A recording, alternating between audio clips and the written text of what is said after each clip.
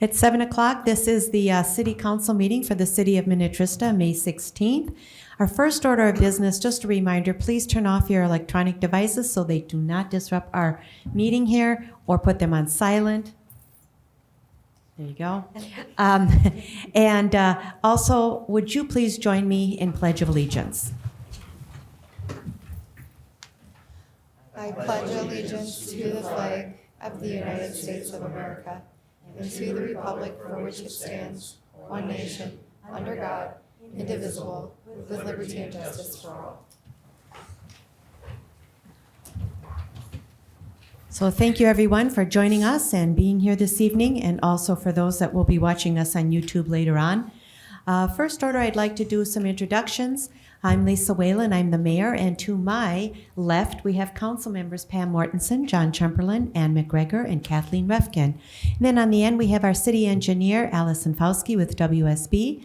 And then we have Director of Administration, Allie Pulfus, Public Works Superintendent, Gary Peters, and behind them we have Don Motzko, who is our city clerk. To my right, we have Jasper Krugel, our new city administrator, still new. You're still new until about a year, I think. And then we have Finance Director Brian Grimm, Community Development Director David Abel, and Sarah Sansala is with Kennedy and Graven. She is our city attorney. And then on the end, we have our Chief of Police, Paul Falls. So with that, we can move to approval of the agenda. I just have one item that we will be adding. And this item will be item number 6C under business items, and it's a resolution for a pay adjustment for our community director position and a promotion for our city planner to a senior planner. Are there any extras or any additions to the agenda? Hearing none, is there a motion to approve the agenda with that addition? So moved. Thank you, Ms. Refkin. Is there a second? I'll second. Thank you, Ms. Mortensen. A motion has been made by Ms. Refkin and seconded by Ms. Mortensen. Any further questions or discussion? Hearing none, all those in favor signify with aye. Aye. Motion passes 5-0.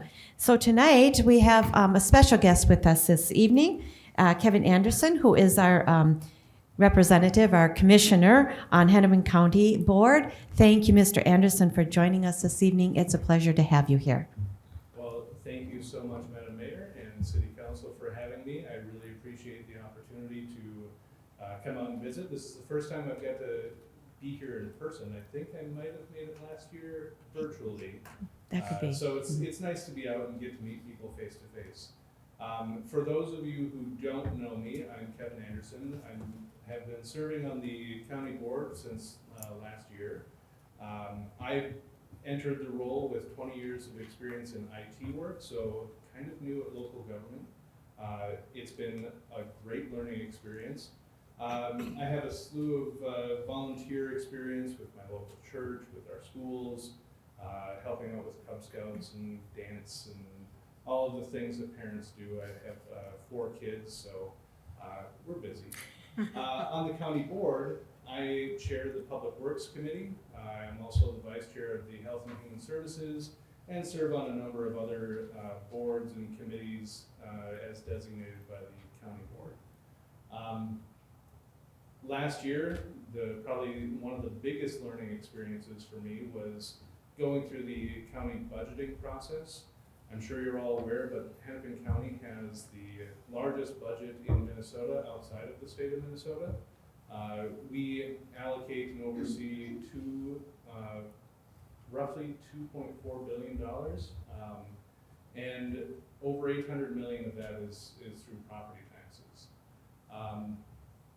Last year, we did authorize a 3.5% levy increase, and I know a lot of property owners saw their property values go up this year. Thankfully, we operate in a levy system, so those increases in your values don't automatically translate to the same increase in your property taxes. We obviously, last year I voted for or offered an amendment for a lower increase. That was voted down by the rest of the board. But I'll continue to try to make sure that we're looking at our finances responsibly and making adjustments where it's prudent, if needed, and working with my colleagues on the board to make those adjustments. I did have some other successful amendments that I'll touch on in a little bit. The other big thing that we were going through this last year was our ARP allocations. We had nearly $250 million that we allocated, roughly aligning with county priorities. So economic recovery being at the top of the list, trying to make sure that we had stable housing, and we're investing in our broadband expansion, which we'll touch on a little bit more. Our mental health services, Hennepin County operates as their social safety net. And so making sure that we're there for people when they need us is very important. We also have seen a drastic rise in gun violence, and so we've allocated money towards trying to address that in Hennepin County as well. Our largest portion of investment was through our housing. We allocated $85 million across the housing continuum. Now this includes shelter, housing support, and investments in our actual housing. Tomorrow we're going to be approving transferring $40 million that we had originally allocated from ARP into our Housing and Redevelopment Authority, so that we have a little bit more flexibility to do that. It's kind of an accounting thing that we're doing, but it gives us some ability to direct those funds more quickly and to the purpose of making sure that we are building and getting people housed in Hennepin County. We know that housing right now is kind of at a crisis point, so anything we can do to make investments to bring housing costs down some, make it more affordable for our residents is, I think at this point, money well spent, and will have long-term impacts. Another big priority of mine was our ARP broadband expansion. So we allocated in Hennepin County $10 million of ARP money to do things that like partnering with cities to fill in holes where there was no service. Happy that we were able to do that with Minnetrista. Looking forward to doing that with other cities as well. Another part of the equation is households that may have access to broadband services if they're in an apartment building, but may not be able to afford it. And so we've been partnering with Comcast and other ISPs to make sure that they provide low-cost, affordable, easy to sign up for services, so that every resident across Hennepin County can have access to broadband services. Another issue that has been very important to me since I took office was making sure that we're addressing homelessness among veterans. I've been working alongside the Minnesota Assistance Council for Veterans, or MACV, and trying to make sure that we are finding ways of addressing homelessness among our veteran population. To that end, 2 months ago, we sold 4 tax forfeited properties that Hennepin County was sitting on, and they are currently redeveloping them in North Minneapolis. Each of the property is going to be able to house 5 veterans, and MACV will be able to provide service to those veterans as they're transitioning out of homelessness, and making sure that they're able to get to appointments at the VA or wherever they may be. We are also finally coming back to work. So Hennepin County has been operating remotely and hybrid for the last 2 years. And June 6th, we'll be back in the office. The county board will be meeting in person. I'm looking forward to it. As of right now, we have not actually had a meeting with my colleagues in person, so I've seen you more than I've seen. Now, I'm looking forward to that. We have been transitioning and bringing employees back in. We're working About 70% of our workforce is either fully on-site or hybrid, meaning that they're going to be in the office 2 to 3 days a week.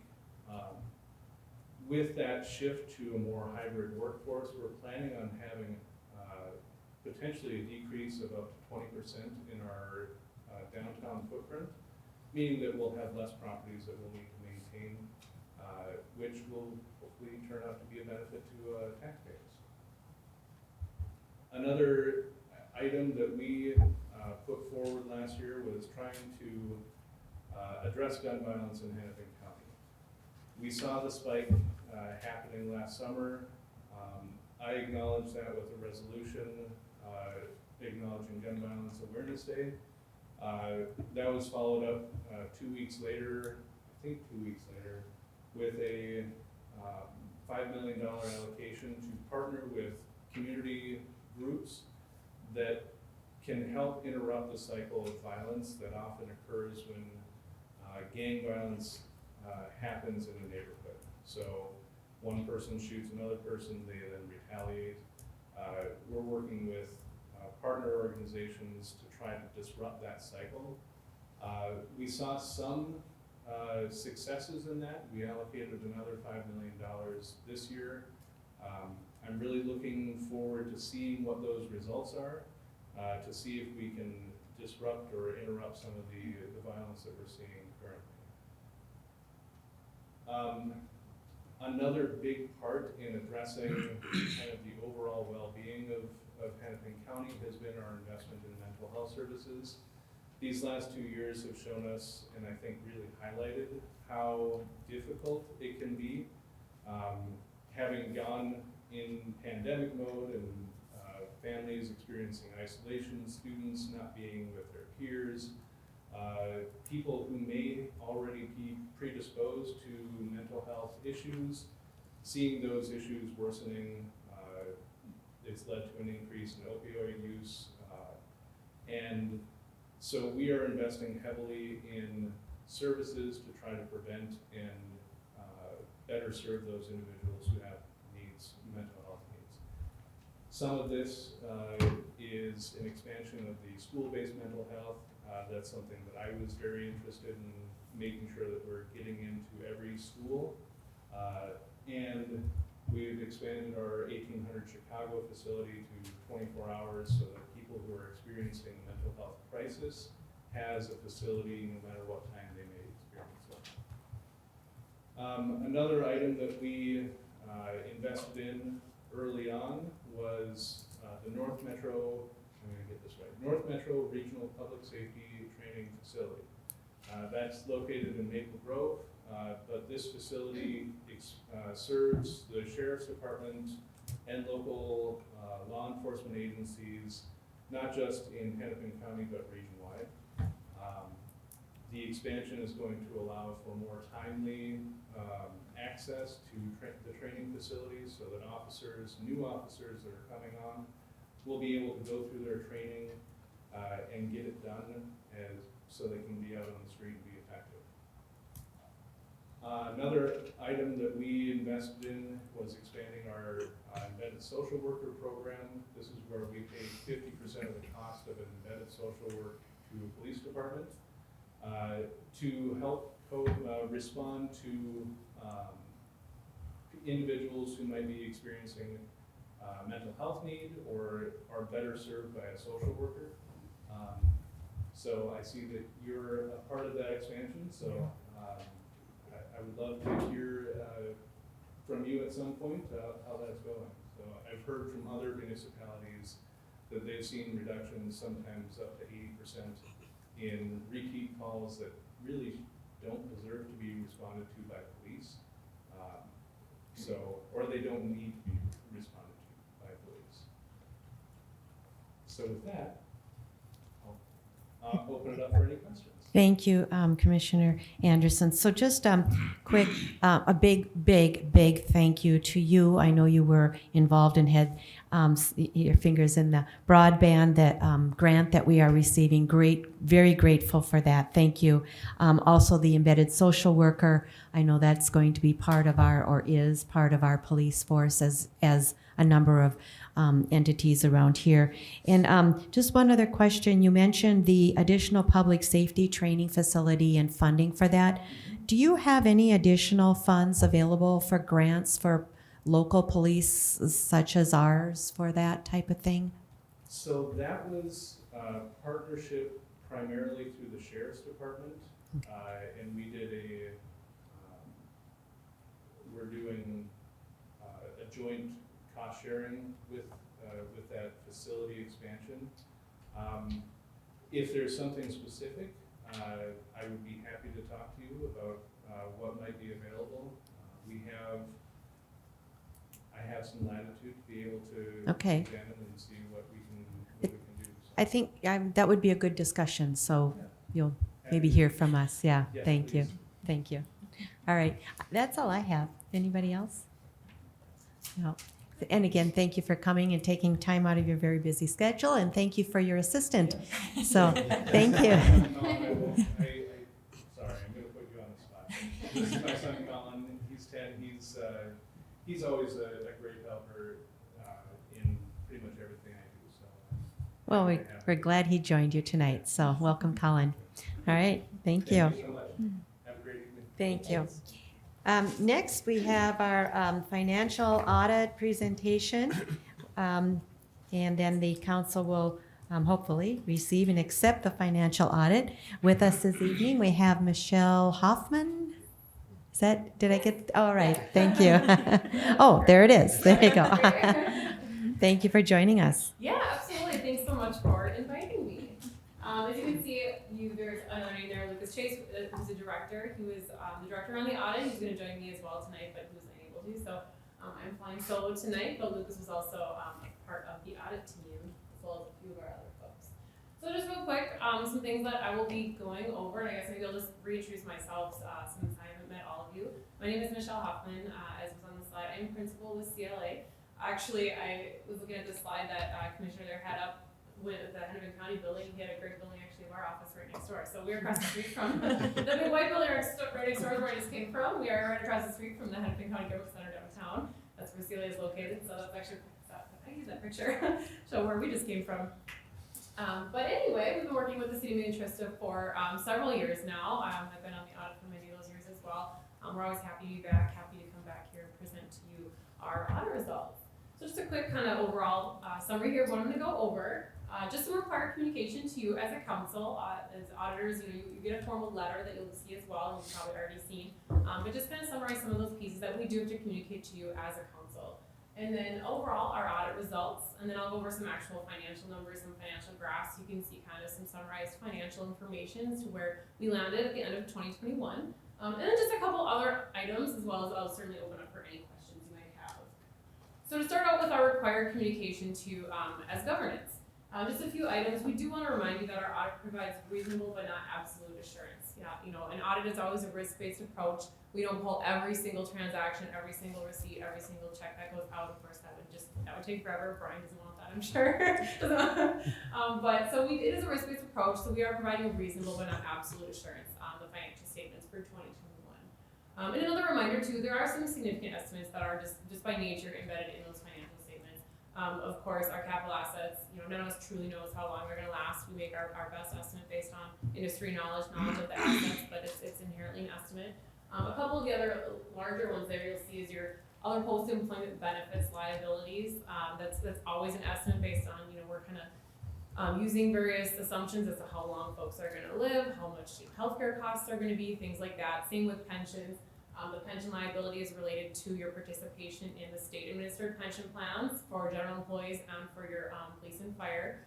And both those plans, of course, same thing, have a lot of assumptions involved as far as, how much are those investments going to earn, how long are people going to live, all those different types of things. So just kind of a reminder that there are some items in there that do inherently have some estimates involved.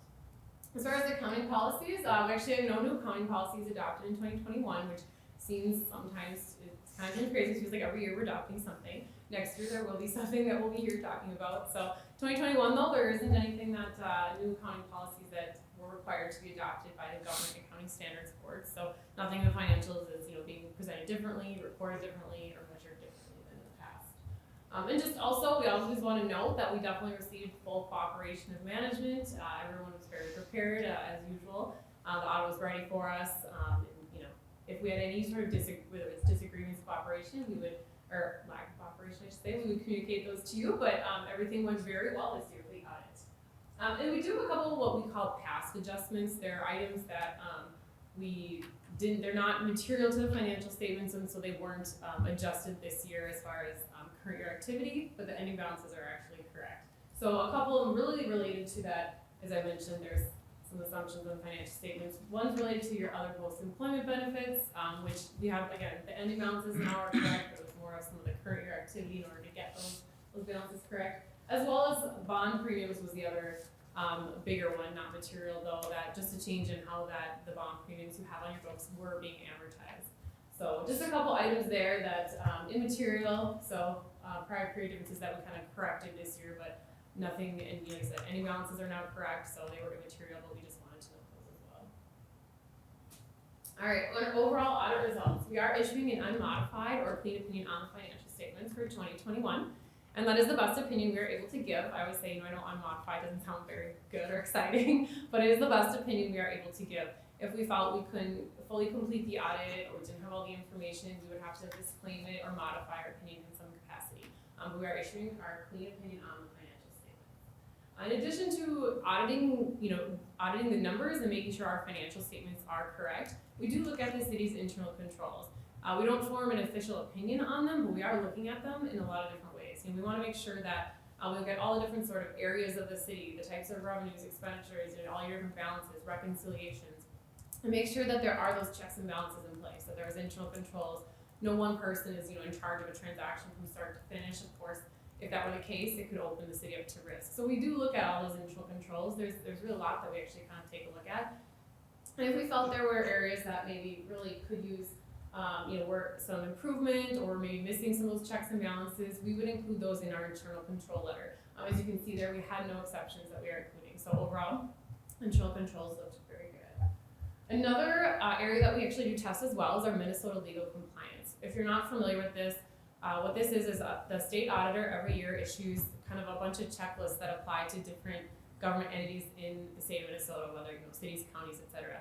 Of course, there are state statutes that apply to you as a city. So the Office of the State Auditor comes out with all these checklists and says, we want you as an auditor to test basically against these statutes. Are they complying? Are they doing all the things with procurement, going through the bid process that they're supposed to be doing? Making sure that if you have deposits that are in excess of FDIC coverage in the bank, that you have collateral being pledged by the bank, so that you're not losing your public funds essentially. So just a whole kind of big checklist of items there, and really some of them are a little bit kind of unique and detailed in that it's really not that hard to have one item pop up or couple small items pop up with regard to legal compliance. As you can see here though, we do not have any items to note, so legal compliance testing also looked good. As far as that's a little bit small, I apologize. Just real quick, I'm sure if you looked at the financial statements and you read our audit opinion letter, you would right away say this looks a little different than last year. I know it does. It does look slightly different. We're just pointing out in case you did notice. It's a little bit longer. There's just some audit standards that did change, so our actual letter just has different required language. It's really pretty similar. Most of it's just kind of changed the order, and that's really the biggest change of it. But as you can see there, it used to kind of go into the auditor's responsibilities and the management's responsibilities first, and then get into our opinion. Really, they changed it and said we want the opinion front and center, first paragraph, your basis for the opinion, and then get into the management and auditor responsibilities. So it is a little bit longer in case you're wondering, did something change? Nothing really. It's just an audit standard that basically changed the wording. All right, I'll get into some actual financial results here. So this first graph, we're taking a look at just our general fund, of course, as you can see. And this is unassigned fund balance. And your fund balance in the general fund could have a few different categories. Restricted would be something that an outside entity is restricted, whether it's a grant fund that has to be spent for a specific purpose, etc. So we're looking at your unassigned. So we're not looking at anything restricted or committed or assigned by you as council. So your unassigned fund balance, you can see it was a little bit higher in 2020. And really the main reason for that was your coronavirus relief funds that came in. You got over, everything was about $580,000 in 2020 for those federal grants that came in 2020. Those were spent, obviously hit your fund balance. The bulk of that was spent on public safety, as you know. This year in 2021, you did receive an award for American Rescue Plan Act dollars, but most of that wasn't spent or it wasn't spent yet. So it didn't really hit your fund balance. It will in 2022 when you start to spend those funds. So that's why, the planned kind of spend down of the fund balance was intentional, as you know. It wasn't like what's going on now. Our fund balance is going back down. Really, that was sort of the one-time CRF dollars that were really hitting. And I'll just point out too, that city is well within your policy as far as where you want to keep that minimum fund balance. So you're hitting your goal as far as your minimum unassigned fund balance as a percentage of expenditures. All right, so this graph just takes a look at general fund revenue and sort of the breakout of your revenue. And of course, it's no surprise that the big bulk of that is that dark blue line, which is your property tax. Certainly the general fund is really based, that's where your revenue is coming from. You're really driven by those property taxes. It looks a little bit shifted from last year to this year, and really, again, that's those CRF dollars. If we were to take out your federal coronavirus relief funds and the intergovernmental piece, which is the kind of yellow, the brightish yellow piece, would be a lot similar. Your breakout would be much similar. So generally, every year, the breakout of how much comes from intergovernmental, how much comes from licenses, permits, taxes, is quite similar in a typical year in the general fund. So kind of had that anomaly again in 2020, and now we're kind of back in 2021 to our typical breakout that we see for our revenues. General fund expenditure, same thing. Looks quite consistent, very consistent from year to year. It's kind of where, of course, the bulk of the funds are going to public safety, as you can see there. That's again that kind of yellow-green line, or green bar, excuse me. With our other categories being general government, our dark blue, public works there, kind of the light blue, and our last two there we have parks and recreation and sort of other. So overall, very consistent as to where you're leaving your general fund dollars and where the city's needs are at. All right, comparison of revenues, expenditures, and unassigned fund balance. So that's kind of a few things we have going on here. Our unassigned fund balance, again, is our dark blue bar. So you can see it did go down a little bit from 2020 to 2021. Total revenues, in the bright yellow there, also did go down a little bit. Again, the bulk of that really was in the intergovernmental revenue. Your expenditures every year are just picking up ever so slightly, basically exactly what we'd expect just due to inflation and things, but otherwise keeping your expenditures very steady every year. So expenditures remained very similar to the prior year. We did have that kind of downtick in revenue in 2021, which of course you can see the unassigned fund balance kind of followed suit. And as a note down there, this does not include any transfers that come in and out of the general fund. I know there's some activity there. This is truly just your revenues and expenditures in your general fund. All right, we'll take a quick look here at our enterprise fund. So here we have our water, sewer, and stormwater, a few different lines going on here. And this is your unrestricted, or what we might call spendable net position. And your enterprise funds have a pretty large net position, but a good majority of that is tied up in what we report as net investment in capital assets. Of course, they're very capital heavy. You have your infrastructure, you have your capital assets. And while that is a component of net position, you can't really spend it. And yes, you could sell some of it, but it's not truly liquid, it's not really spendable. So we try and take a look at your unrestricted, which is sort of everything else that you could spend, and kind of see how is that doing and where is that landing. So we have our water fund there in blue, sewer fund in the red, and then the stormwater fund there in the green. So all three of them did have slight decreases there in net position, although I will say total net position for all three funds did go up for the year. Some of that, again, that capital category grew, while as your unrestricted went down just a little bit. So there was some capital, kind of investment in capital assets there that did kind of swing the categories. But overall, all three did have increases in total net position. All right, taking a look at just our water funds, we kind of have a few things going on here too. The bars that you're seeing, the dark blue and light blue bars, are operating revenue and operating expenditures. So these are truly what you're bringing in from your customers, as well as the costs, including depreciation, to provide that service to the customers. So there are some non-operating items that wouldn't be included here, but most of the activity in the water fund would be sitting here. So we can see our operating revenues did go down a bit from 2020 to 2021, while our operating expenses did uptick a little bit. So as a result, our two kind of lines there that you can see are our operating income or loss, which is the green line. So as you can imagine, it went down a little bit since our expenses exceeded our revenue. And the purple line is what we want to show this because the rest of the activity includes depreciation. It's an operating expense, but it's not cash out the door. It's not a bill you have to pay. So we then take it out and just show this purple line to say this is actually where your operating income would be if we took that piece out. Since it's not cash going out the door, it's not a payment you're actually having to make. It's still a real expense, so it has to be taken into consideration. But we like to show that comparison of if we take that depreciation amount, then you do have a positive operating income in your water fund. As you can see, once we add the depreciation in there, right now it is showing negative operating income. As I mentioned earlier, though, the water fund did have an overall increase in net position when we added some of those last non-operating pieces. The only probably thing to point out there is this chart doesn't include the debt payments. We have a decent annual debt payment, so it almost ties just coincidentally to the purple line where it is right now with the depreciation, but that's not. It's just a coincidence or whatever. But it doesn't reflect that. So it basically once our actual that's added in, it flattens out pretty much or whatever. So.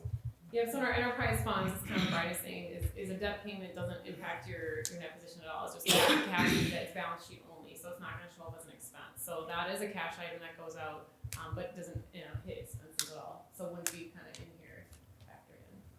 Let's take a kind of look at the same graph on the sewer fund here. So you can see our operating revenues really similar to the prior year, very consistent. But again, operating expenditures up a little bit from the prior year. So similar kind of trend, a little bit downward with our green line, and that's our operating income. So again, looking at our green line, operating loss of about right around $200,000 for the year. If we do take out that depreciation, then we're seeing certainly a better result in having a positive operating income. And there again, sewer fund also, once we add in our non-operating pieces, kind of miscellaneous revenues and other pieces, they did have an overall increase in your net position for the year. There's one more enterprise fund, so we're going to take a look at stormwater last. All right, so here again, so same graph, and kind of a similar story where the revenues are staying pretty consistent or are increasing slightly, but expenditures are also going up. So our expenses, are exceeding your revenues for the year for the operating piece. So again, with your a little bit of an operating loss in the stormwater, we take out our depreciation, then we're seeing about $100,000 if we were to take out that depreciation, which is again sort of a non-cash item. Then we're about $100,000 operating income. And there was positive cash flow from the stormwater fund, about $200,000, so a little over $200,000 as far as positive cash flow. Even though this isn't necessarily reflecting that, this is your revenues and expenses, but cash flow was positive as well. All right, quick look at just future debt service. Our 2021 actual, you can see, was there just a little bit under $2 million, and then we have our kind of 5-year projected. Of course, this is as of December 31st. With any new debt issued after that would certainly be added in any future payments. So 2021 actual, then you stay pretty similar for the next couple of years there between 1.9 and 2 million. Starts to tick down just a little bit starting in 2024, right about 1.9, and then a little bit lower as well after that. So starting to tick down there in 2023, but overall you're going to be sitting right around 1.9-ish million for the next 5 years for your future debt payments. Couple quick graphs now on tax comparison. I know I like to look at these. So we have a couple graphs here. The first one is our taxes per capita. This is 2020. We don't have data yet for 2021, so we kind of go as recent as we can, but the data isn't out there yet. This is from the Office of the State Auditor. They published some reports, but like I said, 2021 unfortunately not out yet. So all we can really look at is 2020. But taxes per capita, you can see there, Minnetrista over there, about $582 there on the left, and we have some kind of neighboring cities, Orono, Medina, Mound, Spring Park, and Long Lake. So for this graph at least, I believe you are the lowest on here for your taxes per capita. Current expenditure comparison. This again, we're kind of go back to 2020 because it's the most recent data we have. So here, again, per the Office of the State Auditor, 2020 expenditures per capita, $697. We're sitting over there in Minnetrista. We do have a couple neighboring cities, St. Bonnie and Shorewood, a little bit lower. But then you have your other neighbors as well in similar cities, some that are definitely a little bit higher than you. So you're kind of a little bit more in the middle on this one as far as from the lowest to the highest. But just wanted to kind of put that out there. Of course, you can look into this a lot of different ways, and getting more, if you got more into the detailed data as to why. So I would say, take it for what it's worth. Certainly there's different ways to interpret it or use it, but we do like to present some of this data just so you can see it can be helpful information, or at the very least interesting information. All right, a couple last items here. They are a couple new government accounting standards boards, accounting standards coming out in the next couple years. I mentioned this year we didn't have any, which seems like that never happened. And next year we are going to have one. It's related to leases, and really what it's doing is kind of retreating how leases are looked at. If any lease, basically, to summarize there, kind of simplify, any lease that's going to be longer than a year is now going to be treated as a capital lease. So it should be put on your books as equipment or a vehicle or whatever it happens to be, as a capital asset, and then the liability put on the books as well. So in the past, you might have like small equipment is definitely a common one. You might have a 3-year copier lease where it didn't meet the qualification of a capital lease, so you were just kind of paying every year, expensing every year, sort of a pay as you go. Those ones, as long as they're over a year, they're now considered capital. So that's, there's a few other nuances to it certainly, but that's kind of the simplicity of it, is that if you have leases, vehicles, equipment, that kind of stuff that in the past was 3 or 5 years, maybe it wasn't a capital lease. Now if it's over that year, it is considered a capital lease. The standard the following year is, and I should say those are tangible assets. The standard the following year is basically taking the same approach, but looking at sort of those intangibles, subscription-based information technology arrangements. So, if you have any software, certainly finance software, permitting software, public safety software, anything you might have that, falls into this, we have subscription for it to use it, that's going to fall under that standard. That's for 2023. So we have those two coming up the next couple of years that we'll be taking a look at. Certainly we've already had some conversations with management and finance, they're well aware. I just wanted to mention those as well. Another item here, we note that the city did receive for 2020 the GFOA Certificate of Achievement for Excellence in Financial Reporting. And that is because you prepare the annual comprehensive financial report. It's not a requirement. The state of Minnesota does not require you to prepare that lengthy document that I know gets longer every year. We could trim several sections of that out and still be fully compliant with what the Office of the State Auditor wants in a GAAP compliant financial statement. But kind of going above and beyond and doing that ACFR, as we will call it, meets the standard of this GFOA Certificate of Achievement. So it's not a requirement, and what it really does is just provides you more information to your citizens. Historical data, the stats tables go back 10 years. It's a lot more transparency. It's a lot more information that can be put out there, the public can use, and the public is aware of what's going on. I know we had kind of chatted last week about how many governments really do that in Minnesota. It's much more common in the metro area to prepare that full statement, and some of the counties do as well. When we think of all the cities, counties, towns, kind of all the different entities in the state of Minnesota, I think we saw about 85 of them actually get this award. So there are a lot of counties and cities and towns in Minnesota. So it's definitely something to be proud of, and we have every reason to believe that the 2021 ACFR will also get that award as well. And that is all I have. Does anyone have any questions? It was very thorough. very, very thorough. I have no questions. Okay. All right. Thank you very much, Ms. Hoffman, for the very thorough presentation. Absolutely. Thanks so much for having me. Okay. Thank you. So we'll move on to our next item, and that is persons to be heard. The only thing I think, Madam Mayor, we I'm want to do sorry, is do yes, a motion to we have accept the to. audit. Okay, you're right. Thank you for that reminder. So I do need a motion to accept the 2021 financial audit. Is there a motion to that effect? So moved. Thank you, Mr. Chumperland, and Ms. McGregor seconded that. Any further questions? Hearing none. All those in favor signify with aye. Aye. All those opposed? Motion passes 5-0. So next we'll move on to persons to be heard. We have Iris Hecker. So just a quick reminder. No, please come forward. You'll have to state your name and address for the record, and you have 3 minutes to address the council. We won't take... my husband's? He's right after me. Sure. Okay. All right, thank you. I'm Iris Hecker, 1240 Morning View Drive. What else do I have to say? That's it. Okay, that's it.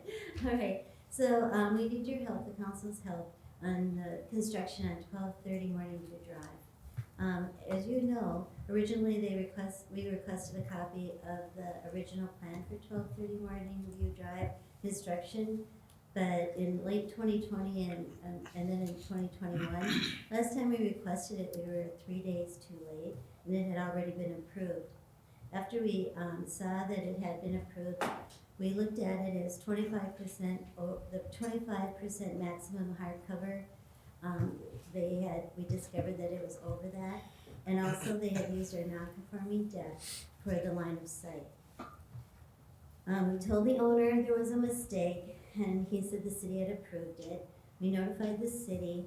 We were told that our deck would now be conforming, but this really didn't help us because it ruins our view of the lake. We went to the city council meeting to let the city council meeting, and it was virtual, of course, know what was going on, but it was still approved. And we were asked, we said we were informed that we could hire the city attorney for $1,200, but the mistake still would not possibly be rectified. So at that point, we did not pay the $1,200, but we were just confirming that now our non-conforming deck is conforming, even though the value of our property has gone down because of the line of sight that was approved by the city. And then when the foundation was poured for this property, it was originally a 3-car garage. When they poured it that day, it was 4 cars garage. And I called the city immediately, and I said, well, we haven't seen the revised plan. And they said, well, if there's any mistakes, the homeowner will be held accountable. Well, it was 1 foot higher than the original permit, and that was because they used the original foundation so that they could stay 10 feet from the line. That 1 foot was never changed, so another code was broken.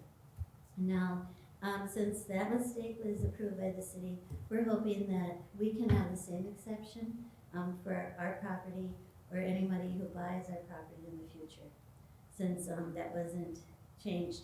Now, the problem we have now is that the sewer for 1230 Morning View Drive was supposed to go up to the road. And for 2 days, the contractor tried to go to the road for the sewer. But then they realized that there was a 60-year-old sewer cast iron that went across our property, and they connected to that without our knowledge or approval. When we realized it, we notified the city. We're told that the city is not involved in sewer lines. And the previous owner from 1230, from over 30 years ago, said that the sewer line was, when he was there, connected at the road. And our title insurance from 1993 indicates that there are no easements on our property for that sewer line.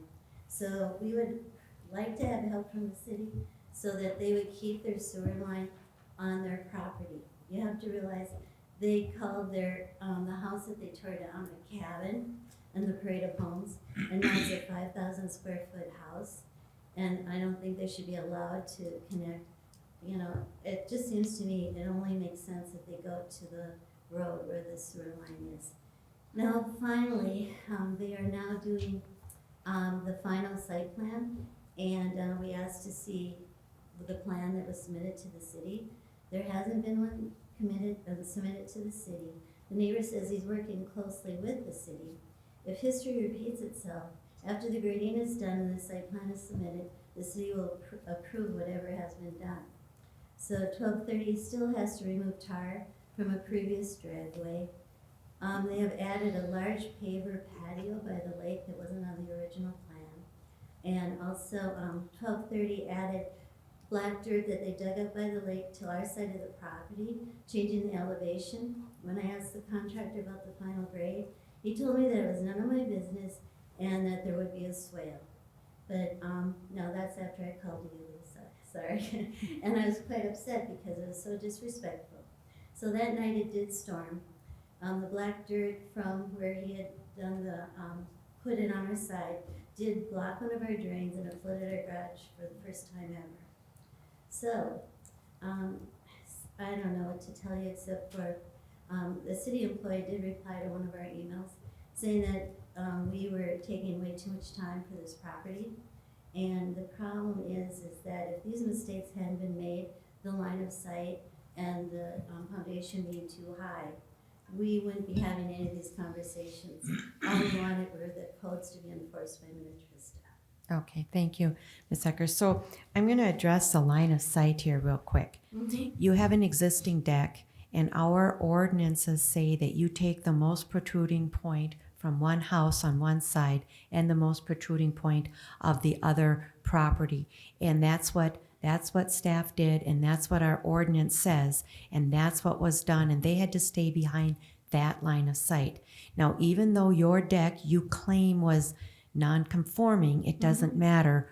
It's the line of sight that's created, and that's what they stayed behind, or it's the 75 feet, whichever is greater, or whichever, if it's, the line of sight is closer than 75, they have to stay within the 75. So that's why I know you got a permit a long time ago, a number of years ago, but you never built the deck with that permit. So your existing deck had to be used according to our ordinances. Okay. So I'm not gonna argue with this No, about I this don't need to because argue with this that. is, now, I just wanna say, if you had flooding in your garage, we can have staff go out and take a look. I don't know this situation there. The final site plan, I believe, will be adhered to. And David, can you just quickly explain the final site plan and what Ms. Hecker was talking about, so that she can maybe have a little more understanding as to what will happen out there? Sure, yeah, thank you, Madam Mayor and members of council. And as Ms. Hecker stated, we have not received any updated plan from the applicant. So what gets submitted is the initial proposed grading plan. The next plan that gets submitted to us would be the foundation as-built grading, and as Ms. Hecker has alluded to, it was 1 foot higher, but that was reviewed by the city engineer and was okayed on in terms of a grading standpoint. And then the last stage, and what we're waiting on for the applicant to submit, would be what we call the final as-grade building plan. So it sounds like, from my understanding of the situation, they're in the process of doing that final grading on the site. Once they're complete with that, they'll have the surveyor come out and reshoot the property grades and everything in terms of impervious surfaces, and those sorts of things will get marked on that grading as-built survey. That will get submitted to the city. That will then trigger the city engineer to actually go out and physically do his own site inspection himself with that survey in hand to verify. They'll also then verify that survey with the proposed initial plan that was submitted to see what the differences are and whether that will work or not. And that's what our message has been, is we'll ensure that they're going to conform with those various types of codes and runoff standards that would apply to any lot in the city of Minnetrista. That's how a new home permit would be handled. And so then, when this final grade is done, the water won't should not be running into their garage.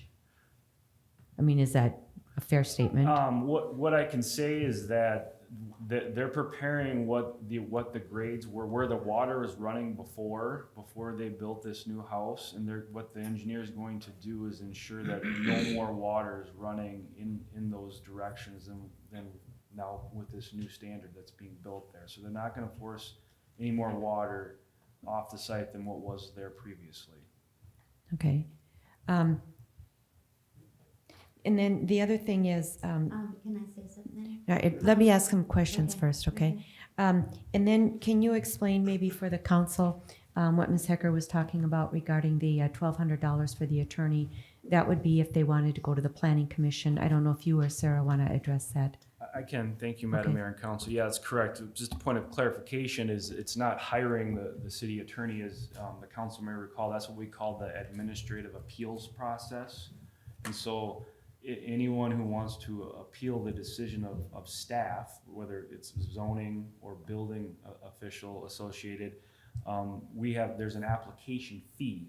It's the $1,200 fee that just like any other application that we have. So it's not in essence hiring the attorney. It's just going ahead and submitting that application, stating what the objection is, and then what that does is get it to the forefront of, it starts with the planning commission as the board of zoning and appeals was where it would start, and it could potentially gain its way all the way to the city council if it were appealed further, if you will. Beyond that, as a city council, obviously it goes into the legal system and the legal process if they were to so choose to go down that path.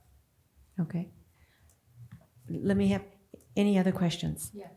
So if you go out there and you find out that this property owner didn't do things according to the plan, you're going to make them take it out? It would depend upon what that is. I mean, if it's Yeah. if it's in the confines of what's allowed, Yeah, well, then it changes would. happen all the Right. time in Okay. any new home construction. There's things on the fly that on paper might have made sense, and once you're out in the field, it might make more sense to do something differently. And again, back to what if it fits in the box of the confines of city code and engineering standards, more so here would be engineering standards and runoff and those sorts of things. That's allowed again, and it will be reviewed. So it doesn't have to specifically match what was proposed with the initial survey to the T. Okay, all right, but answer my question directly. If you did find something wrong, you'd make them take it out. But wasn't- Correct. Right? Yeah, if they're exceeding, yeah, absolutely. If they're Okay. exceeding hardcover or That's a setback isn't being adhered or. okay. May I say something? Okay. The foundation, when it was a foot higher, Right. because they didn't get a variance, it was supposed to be a certain height, and that's the city code. It shouldn't be a foot higher, was supposed to stay the same height for the foundation. They weren't made to cut that 1 foot off. Correct, and so again, back in the confines of what is allowed, there That is was nothing allowed. that is allowed. That was What allowed. what we'd be looking at is the height of the Yes. home Yeah, and or the grade of the driveway and what that's going to do with now them moving that foundation up a foot or more. We've seen them as much as 3 feet move the foundations. They move. They're never exactly to the T, and again, you're working within the confines of what is allowed, as long as we have the height requirement being adhered to. So the total height, let's say, of the garage. Yeah, exactly. So going forward, we can do that. If we go and build, we can stay within our confine and know that the foundation can be higher. As long as the overall height. As long as the overall height doesn't Correct. exceed our Yeah. height requirement. Right. Okay. Yep. That's new. It's the overall height requirement that you Okay. have to stick to, so. Right. yeah. Then how about the sewer? That I don't know, and maybe Gary can answer that. Well, what I found was it was 1973 when everything was put in that neighborhood. Right. And all plans show that sewer ran across that backyard then. I'm assuming because of the height of, and the depth of where the house was compared to the gravity main in the street. But it does show clearly that both of them, their house ran to one area and the other one ran another pipe right through their yard to that one. But that was on the original plan from 1973.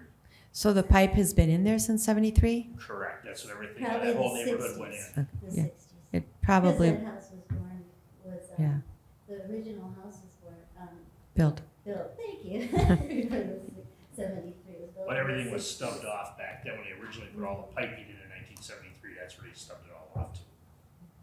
And was 1220 also shown to go through our property? Which one is 1220? Right next door to the new house? I believe that one went to the street, I am not positive, but I know that the one that's you're referring to and yours both run to that point. Cause there's 3 of them that come down that line, turns, comes down between your house and your neighbors there, and there's 3 home services off of that main line that was put in that day. And I think it was the 1220 that showed on the one survey we saw. And they actually, we went to our city, whoever is our, there's a name that they do all our sewer work or whatever.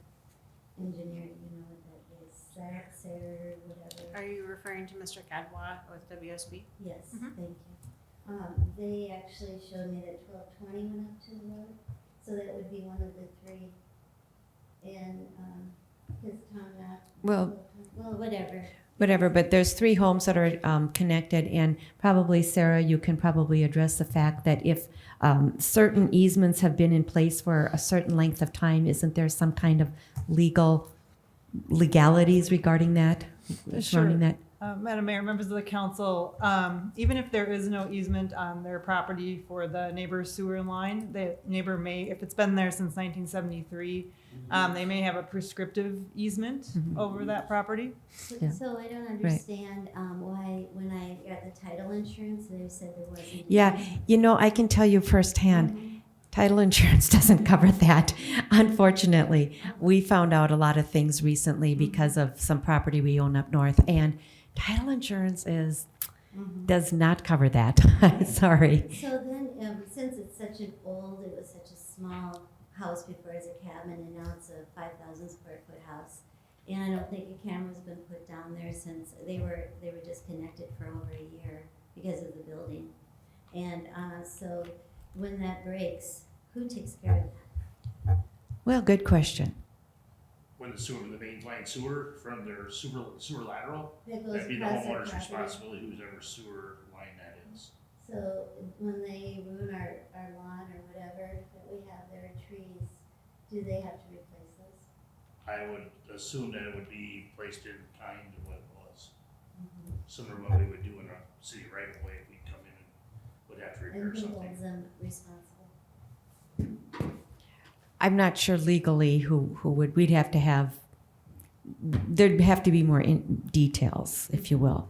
But Yeah. because it's been in existence and been in use since 73, as our attorney said, But it has been disconnected for over a year because of the building. well, only because they were building. So again, I don't know that would disrupt the prescribed easement or whatever. Madam Mayor, members of the council, no, it would not. Okay. Once it's been established for a period of 15 years, it's in place, even if there was a pause in the, Even if there's a 1-year gap because of building or whatever. correct. Okay, would there have to be like a 15-year gap or something, or? I guess there would have to be proof that it was abandoned. So Okay. maybe they put in another line and you could see that they weren't Okay. using that line, but it sounds like their intent was always to Okay. reconnect. All right. So thank you for bringing this to our attention. I hope some of this has given you some explanation. So that concludes our persons to be heard. So we'll move on to our consent agenda items. Are there any that you, what? No, we didn't address the water in the garage. Address the water in the garage, because if she has pictures and takes it to her insurance company, something has to be done about that. Yes? Well, I guess the water in the garage is complete news to me. I don't know what, the situation specifically, the details of all of that. I Okay, don't, so I'm not aware. Who bears the responsibility of that? It's not the city, actually, it's the property owner, right? Right, Right? right. Okay. Yeah, it'd be like if their tree falls on someone's house. and Okay, you take it so- up with the owner who has the problem that caused the issue at your Okay, house. so that gives me something to talk to them about. Sure. Yeah. Okay. I mean, if you're my neighbor behind me he put a downspout. He had a garage addition and he put a downspout and he ran it right up to my yard. Now I got a whole bunch of water in my backyard. Obviously, the city's not going to get It's not involved the city's issue, it's. in that it's a private situation. It's a issue private between the property neighbors. owner dispute that I would need Okay. to talk to my neighbor about. Yeah. Okay, Yep. thanks. But I think the answer too is what David had said earlier regarding the final grade has to be the same or can't put more water than was before. There may have been water running towards that area historically, and what the engineers are gonna look at is they're gonna ensure that there's not more than what was there before. So that's what, it's hard to know exactly what the situation was previous to this new home construction and how it got there now and what happened. I don't know all the details of that. Okay, I mean, I hear you, but the issue is they appear to have damage, and they appear to have it addressed. And I just don't want us to talk around things Sure. and Yeah, I and understand. basically give them answers they need to work with. And again, it doesn't have to be city responsibility, but it does have to be somebody's responsibility. I don't want water in my garage either. Okay, all right, fine. Does that answer your You question? actually answered my question. Okay. Thank Okay. All right. So consent, thank you. Consent agenda items, any that you wish to remove? Otherwise, we are going to move forward with A, approve our work session meeting minutes from May 2nd. B is approve our city council regular meeting minutes from May 2nd, 2022. And C is a resolution to approve our claims. D is a resolution to approve a change in employment status for Police Sergeant Justin Thompson. E is a resolution to award a contract with Metering Technology and Solutions for water meter and ERT replacement. F is a resolution to approve our ARPA transfers from our ARPA fund, Fund 409, to 1, our water fund, Fund 601, and 2, our cable fund, Fund 673, and Fund 406, our road maintenance fund. And G is a resolution to approve plans and specifications and authorize advertisement for bids for the 22 overlay project for city project number 03-22. Any questions? Hearing none, is there a motion to approve consent agenda items A through G? So moved. Thank you, Ms. Refkin. Is there a second? Second. Thank you, Ms. McGregor. Any further questions, discussion? Hearing none, all those in favor signify with aye. Aye. All those opposed, motion passes 5-0. So next we'll move on to our public hearings. This is a vacation of a certain portion of drainage and utility easements in the plat of Enchanted, is it just called Enchanted? Enchanted. I want to say Enchanted Island or something, but, so David, you just want to give us a quick overview? Yeah, thank you, Madam Mayor, members of council. Per state statute, we are following the public hearing and public hearing process to vacate the drainage and utility easements that exist on the common lot line for Lot 1 and Lot 2 of Block 1 of the plat that is called Enchanted. One property owner has the intent of buying both lots, and they will then combine lots 1 and 2 to one lot so that they can build a home over that common lot line. So in order to do that and follow through with that simple subdivision, for that, what we need to do is vacate the drainage and utility easement in the area where they will be building the home. Obviously, there will no longer be a need for that easement in that area. So therefore, they've made application. We've done the required notice per state statute. What we're asking the council for this evening is to go ahead and hold that public hearing. We have a resolution for your consideration. There are 3 findings of facts that we have outlined in your report and resolution, and we do also have 3 conditions that will go along with the follow-through process of the vacation of the said easement. So with that, we have a motion presented before you to adopt the resolution that vacates the drainage and utility easements along the common lot line of Lot 1 and 2, Block 1, Enchanted. As I said, subject to the conditions. I'll stand for any questions. Thank you, Mr. Abel. Council, any questions? I'm seeing head shaking, so with that, I will open the public hearing. If there's anybody here that wishes to speak for or against the vacation of the certain portion as described herein, you may do so at this time. Okay, hearing none, I'm going to close the public hearing and take it back to council. Are you in favor of granting the vacation of this easement? If so, a motion is in order. So moved. Thank you. And that includes the findings of fact and the conditions as presented. Thank you, Ms. Refkin. Is there a second? Second. Thank you, Ms. McGregor. Any further questions or discussion?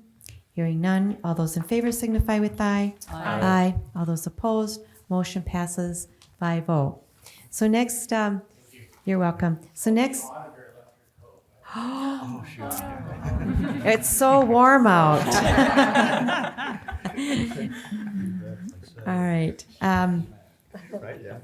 So next we have business items, approve a site plan for MI Homes for Bellflower Drive. And I thank you for your efforts, Ms. Refkin and Mr. Abel. And do you want to, is there anything you need to add? Yeah, I can just, I mean, if we want to turn it over to Ms. Refkin or the applicants, certainly, I know it sounds like they had some back and forth in negotiations. I can, as you all know, this was at your last meeting on May 2nd.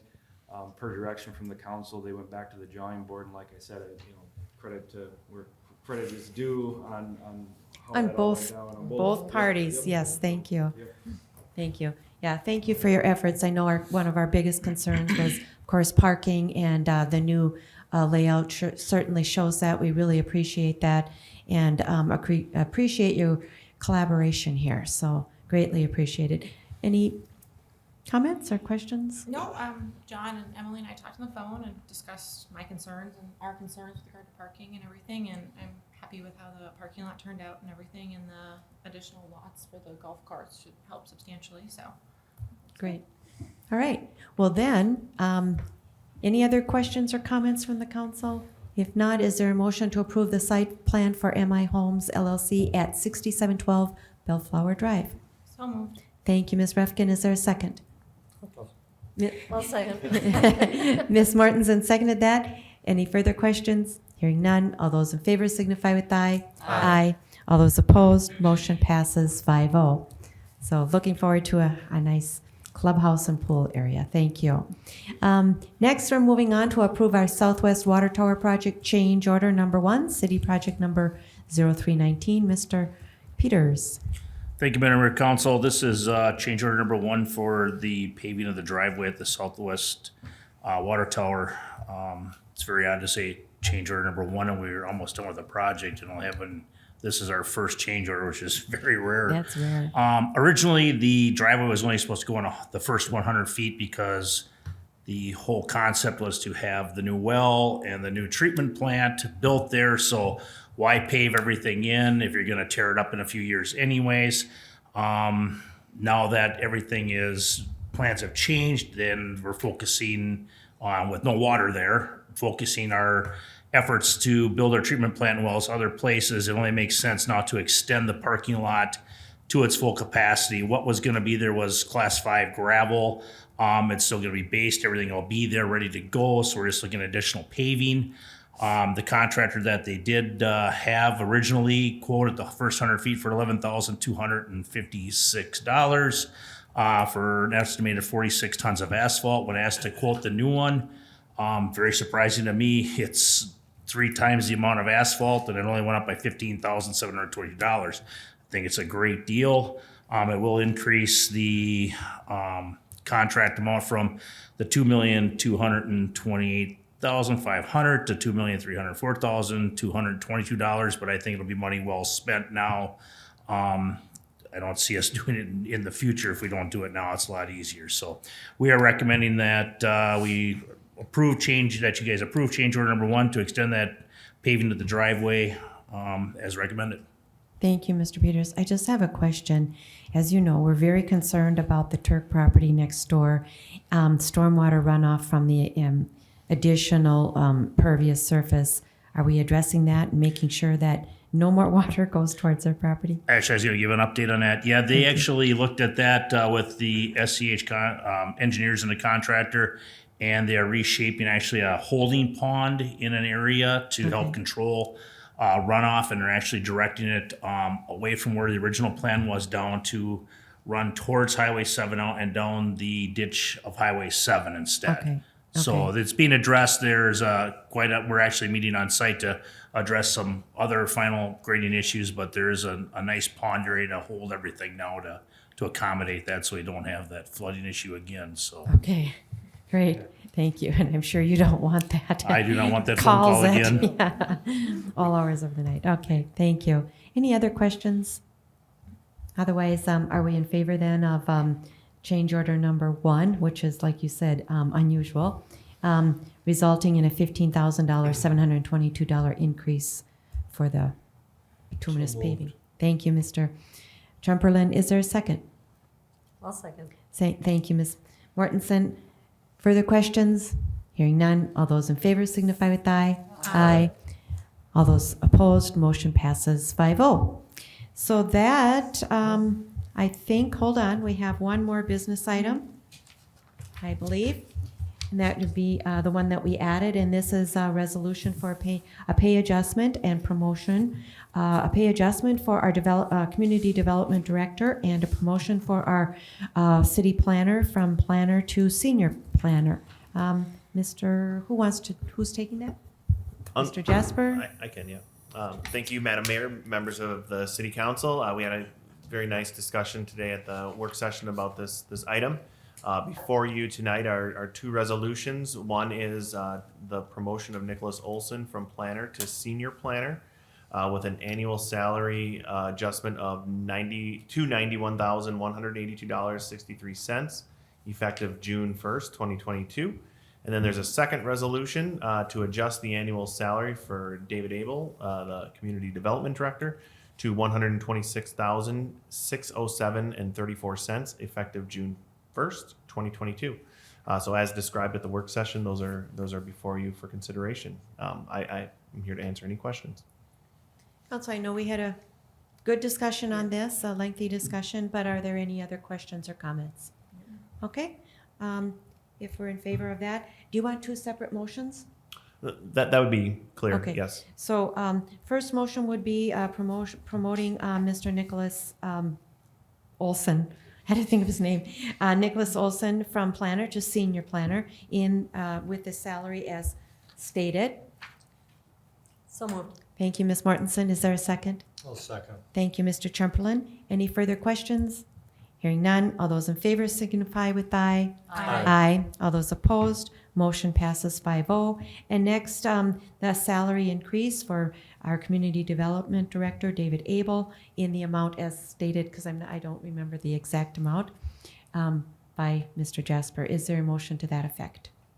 So moved. Thank you, Ms. Refkin. Is there a second? I'll second. Thank you, Ms. Mortensen. Any further questions, discussion? Hearing none, all those in favor signify with aye. Aye. All those opposed, motion passes 5-0. Thank you very much, and that does now conclude our business items, so we'll move on to administrative items, staff reports. Yes, thank you, Madam Mayor, members of the City Council. I am brief tonight, just kind of a recap. I know Gary had the cleanup event or kind of managed the cleanup event with other city staff, so he can give a brief update on that. We have Trista Day next weekend on Saturday on the 21st from 11 a.m. to 2 p.m. Hopefully the weather holds out and it gets kind of warm. City Hall will be closed on May 30th for Memorial Day. The Mound Fire Department has the Fish Fry and Dance on June 4th, 2022. The Crime Prevention Fund Golf event is on June 13th. You can find information about that on their website. And then again, the League of Minnesota Cities annual conference, I'll be attending that. I believe Mayor Whalen will be attending that, is on June 22nd. And that's all I have. Thank you. Mr. Peters. Madam Mayor, Council, just to continue on with the tower, let's say the fencing is all complete up there. We'll be meeting tomorrow to kind of finalize some finished grading that's going to take place around the pond. And they'll try to get that done this week, weather dependent, but it doesn't look too hopeful. Hopefully they're going to put the hydro seed down next week, but that'll also, of course, weather dependent. The driveway, we do have that scheduled for within the next 2 weeks. It was all kind of dependent on what happened tonight. So cleanup day was a good event. Again, we were steady all day long. I got here at 10 after 6 and there was 2 people in line already. So it's amazing how long they want to wait. So roughly about 400 people. They were trying to keep track of counters. It is kind of tough to do. Roughly a little over a third were Mound residents, but they are coming from everywhere too around. So it was a really good event. Not as much quote unquote garbage as we normally get. We normally fill 2 80-yard in a 70-yard container. They weren't quite full this year. So just again, number of electronics. That's our big thing, is the electronics and mattresses. Lots of mattresses coming in. So Okay. Great, thank you. And then can I get ahead? Who's coming from the council to Trista Day? I know I'll be there. Well, I'll be there, okay? Then make sure that it gets posted just in case. It's already posted. Oh, okay, all right. Good, I'm glad to see everybody will be there. That'll be fun. We won't be having a meeting, it's just that we will be there, so. And then, David, I think Pam is going to be at the Planning Commission meeting Monday? And do you have a Park Commission meeting in June? We do not, right now, we do not have Okay. one scheduled. And just kind of FYI, I know a number of months ago, we talked about doing a tour of the parks with the Park Commission and or any council meeting people, so. We did have a follow-up discussion. Okay. I think, John, were you present at that meeting? Do you recall? Yeah, we did have Nick did have a follow-up discussion. I think the consensus was that they weren't necessarily interested, that if there were certain specific things that they would reach out, that there was only 1 or 2 that were interested. So they had a good discussion, I think, got on the same page in terms of not Needing to do that. That's fine then. I just wanted to make sure that it didn't get lost. We certainly offered up, whether it myself, Gary, or anyone wanted to meet anyone out at any certain park, we could certainly do that. But we did, Nick and I went out one day and it It takes, just not even stopping, we just did a slow drive-by, it takes 2 hours. I know, I know. We're a big city, so. I've done tours, and it You know, takes that's a not while. stopping and taking time, and, you know, Right. so it's quite an endeavor too, Okay. so, yep. And so we had a town hall meeting. I think you were absent, but we understand. But it was a good meeting. Good presentation and good meeting. So, and then I will be at Trista Day, and the Personnel Committee will be meeting next week to discuss what we discussed earlier at a work session, compensation study. And yeah, I'll be going to the conference up in Duluth if anybody wants to go. We don't have to share a room. Save money. No, sorry. All right, so with that, anybody else? Tim? I attended the town hall meeting. I found the information very informative and well attended. Personnel committee on the 12th, and I am attending Trista Day. Okay. Attended Pioneer Sarah Creek April's meeting. 2 points of interest out of that: the commission approved the 2023 budgets, the assessments for the 6 respective cities. So Minnetrista's for next year will be $15,064.73, which is actually a reduction I was gonna say, it's a of reduction. 179 due to the fair market value shifting. Yeah. Also, in that meeting, the commission authorized Three River Park District to do a feasibility study on the South Welltail Lake alum treatment. That's new, effective this year. Before, they didn't need to do a feasibility study, but DNR requests it, and it's required by Bowser to get any funding, any grant money. That's to be completed by June, and then Brian at Three River Parks would go out to see about grants. Once we get a handle on that, then we can see what the city effect might be, and I guess my recommendation, and see if Brian wants to come here and probably explain to everybody what Right. alum treatment is Sure. and why it should be done on South Whaletail, et cetera. But that'll be sometime mid to late summer probably. He personally has high belief that there will be fairly good grant money. Clean Water Act, also he thought Hennepin County had grants for this, so Okay. the ballpark number that's been sitting on the CIP spreadsheet for years, because this has been been there on for the years, CIP list for a long time, was around 300,000 total, which would be the commission would kick in 25%, is kind of what the mark is, up to 250,000, which you don't have to worry It about. wouldn't get there. But he has high hopes, right? He's kind of gotten a feel for what the price of alum is, and like anything, it's gone up. But he still thinks the total, even with a contingency thrown in, would still only be around 330,000. And then would Three Rivers pay for some of that as well? Yes. Would it be split then 3 ways possibly? Right. Depending on grants? Commission, grants, And- us, well, Yeah. and the Three Rivers, so. Okay. We'll see what the before. grants would be too. Right. Yeah. Yeah. Okay. And then I'll be attending this month's meeting this Thursday, Right. in person. Is that the first one? In person, Yeah. yes, first for quite a while. Okay. All right. Okay, I attended the Gillespie Center board meeting, and the big thing is going to be the membership drive. We have a brochure finished, Good.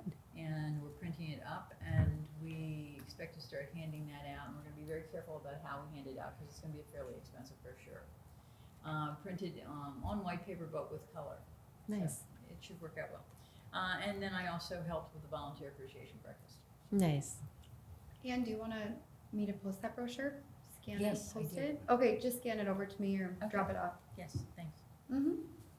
I also attended the town hall and will be going to Trista Day. She said during the meeting I talked with John and Emily with M&I. And then I will be attending the St. Bonnie Fire meeting this coming Thursday, the 9th at 7 o'clock. Okay, great. All right. Yes. Mayor. Just a quick update with this discussion with St. Bonnie. We just put the finishing touches on a memo here to just summarize what we found out for our next steps, and then we'll be reaching out to St. Bonnie. Okay, great. I should have more to update at the next council meeting. All right, thank you. All right, with that then, is there a motion to adjourn? Thank you, Ms. Mortensen. Is there a second? Thank you, Ms. McGregor. All those in favor signify with aye. Aye. All those opposed, motion passes 5-0.